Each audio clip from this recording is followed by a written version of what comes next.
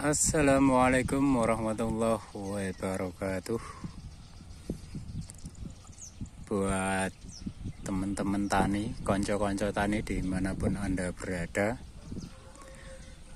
pada kesempatan kali ini aku mau membagikan info tentang pengendalian keong ya, dan juga fase pengairan dan pemupukan di Taiwan. Kalau pengendalian keong itu obatnya ini ya teman-teman ya. Jadi obat ini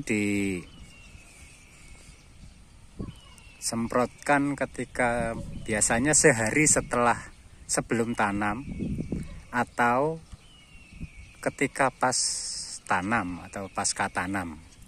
Nah di situ kan air masih banyak ya teman-teman ya. Jadi air banyak. Selepas itu kan dikeringkan. Kalau di sini itu kan dibikin kering. Sebenarnya kering ini adalah fungsinya agar keong itu juga mati. Karena ketika berair terus kan kandungan daripada obat ini juga pastinya kurang istimewa kan gitu. Maka dikeringkan itu untuk mengendalikan keong itu sendiri. Karena orang sini itu nggak ada kegiatan sulam atau apa itu kan nggak ada. Jadi harus dari dini keong itu dimusnahkan. Karena apa? Kalau padi seumuran ini itu kan keong udah tidak agak gedean dikit lah. Padi dengan ukuran agak gedean dikit itu kan sudah tidak mampu. Nah tapi kalau diisi air, kondisi bibit segede ini itu masih disikat. Soalnya kan keong itu nyikatnya kan dari atas, makannya kan dari atas dipupusin kayak itu kan. Nah maka cara pengendaliannya adalah disemprot obat ini terus dikeringkan. Nah ini dikeringkan ini nanti diisi air itu ketika pasca pemupukan kedua itu kalau di sini biasanya di umur 3 mingguan lah standar itu, di umur 3 minggu sampai 1 bulan, tapi standarnya sih 3 minggu, nggak nyampe 1 bulan. Nah, kalau di Taiwan itu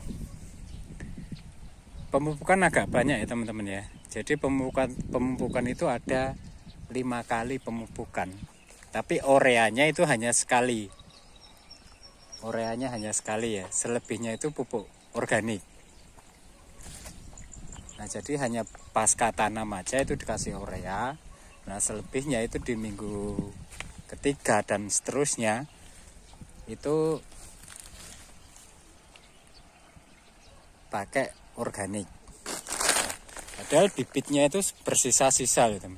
Ini dulu yang tanam juga saya. Bibit-bibitnya itu banyak, tapi nggak ada kegiatan. Orang sini sulam itu kan padahal ada yang kosong juga tuh kan. Tapi nggak ditanam. Nggak tahu kenapa orang sini tuh nggak ada kegiatan sulam ataupun maton lah. Nyabutin rumput itu hampir nggak ada di sini. Kalaupun ada itu biasanya yang mbah-mbah yang udah tua-tua lah, umur di atas 60-an 70 itu yang udah orang nggak mau istirahat lah, itu baru mereka nyari kegiatan itu olahraganya nyabutin rumput, tapi ya jarang juga. Nah kebetulan ini orang sini nggak ada kegiatan tanam sulam tadi lah. Ini sampai tua sampai panen itu nggak ditanemin ya. Paling kan ya itu dulunya mungkin ya kalau nggak dimakan keong ya biasanya kerendam air terlalu itu. Nah tapi biasanya sih keong ya di sedikit-sedikit kayak gitu, bolong-bolong itu. Nah itu faktor keong biasanya. Biasanya yang di pojok-pojok itu kan air selalu menggenang. Dan mungkin itulah alasan kenapa ketika pasca tanam itu air masuk, terus habis itu dikeringkan karena memang untuk mengatasi keong. Ya itu teman-teman ya. Jadi untuk mengatasi keong itu dengan obat ini tadi, obat ini ya teman-teman ya. Terus habis itu dikeringkan, jangan selalu dibasahi, jangan selalu di stok air, karena kalau selalu di stok air maka keong akan hidup.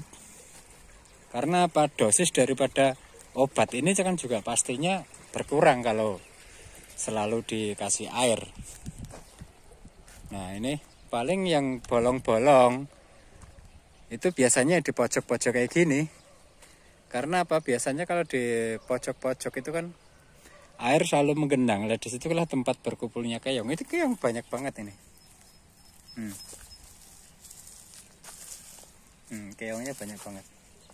Nah kalau udah gede-gede, padinya udah gede gini kan nggak ngaruh. Keong udah nggak bisa manjat lagi.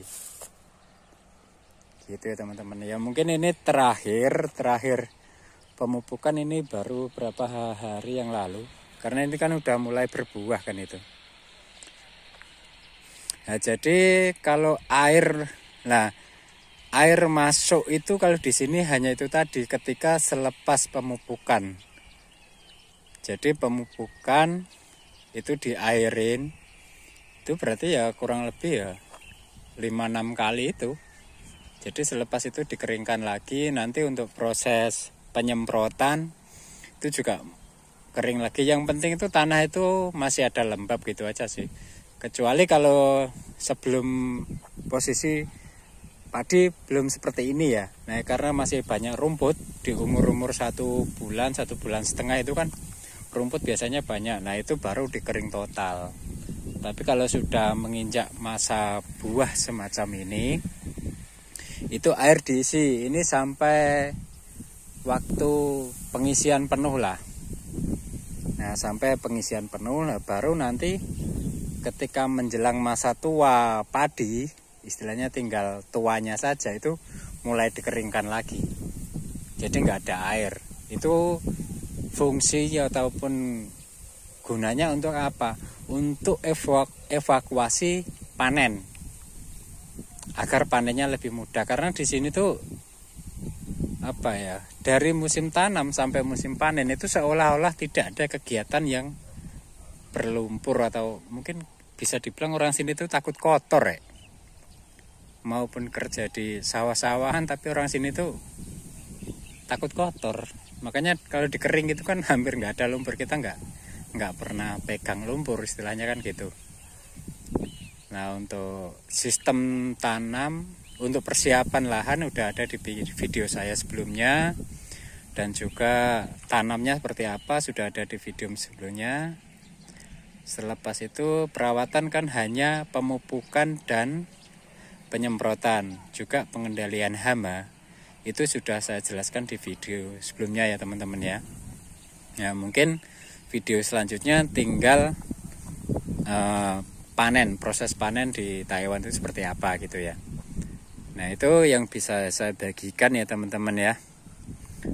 Untuk proses tanam padi, hanya mungkin yang belum saya review adalah apa sih dosis obatnya dan seperti apa mekanisme pengaplikasiannya kan gitu ya teman-teman ya. Ditunggu aja, insya Allah suatu saat insya Allah nanti kalau ada waktu luang saya juga belajar sama majikan untuk dosisnya sendiri. Biar aku tuh membagikan ini hanya kepingin teman-teman yang di sektor pertanian khususnya di Indonesia itu bisa semudah ini mengelola pertanian padi.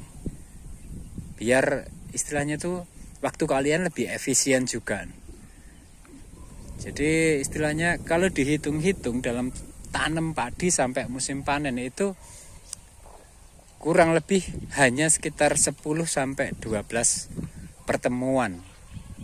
Tidak ada 15 kali pertemuan, nggak ada. Dalam tempo, kalau di sini agak lama karena bibitnya itu masih kecil udah ditanam. Karena di sini itu bibitnya itu umur standarnya sih hanya umur 2 minggu itu udah ditanam. Bahkan kalau kepepet nggak ada bibit itu bisa umur 10 hari udah ditanam kalau di sini tuh. Nah kalau yang tua itu biasanya ya umur 3 minggu itu udah tua kalau di sini. Itu aja tanam dari nol sampai panen itu hanya beberapa kali pertemuan ya. Kalau dihitung-hitung kan hanya nyemprot di angka 4 sampai 5 kali, mupuk juga di angka 4 kali juga. Terus udah itu aja kan, pengendalian rumput nggak ada, udah sekalian nyemprot dan lain sebagainya tadi kan. Jadi sangat efisien waktunya gitu ya teman-teman ya. Ya itulah yang bisa saya bagikan pada kesempatan kali ini. Salam sukses buat teman-teman saya dimanapun Anda berada. Sehat selalu. Wabillahi taufik wal hidayah. Wassalamualaikum warahmatullahi wabarakatuh.